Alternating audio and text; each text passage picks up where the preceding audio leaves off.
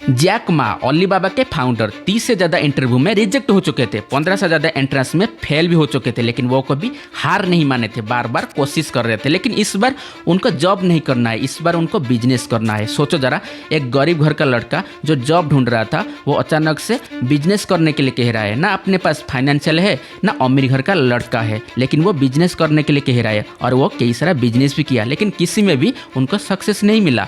लेकिन 40 साल की उम्र में उनको उनका कंपनी अलीबाबा ने प्रॉफिट दिलाया, इतना प्रॉफिट दिलाया कि वो बन गए चाइना का रिचेस्ट मैन।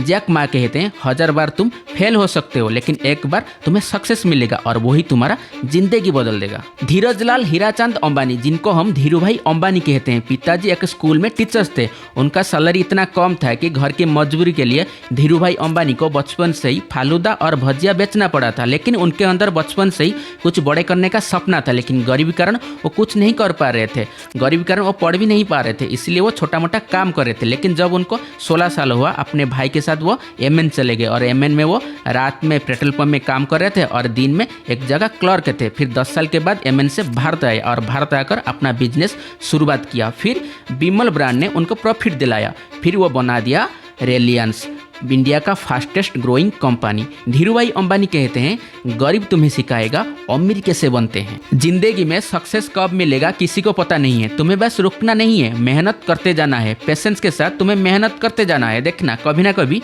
तुम्हें भी सक्सेस मिल जाएगा। जिंदगी में कभी ये मत सोचना मुझे ये मिलेगा, मुझे वो मिलेगा, मुझे इतना मिलेगा, मुझे उतना मिलेगा, मैं इतना अमीर हूँ, मैं उतना अमीर हूँ। यही चीज़ तुम्हें नीचे खींच सकता है।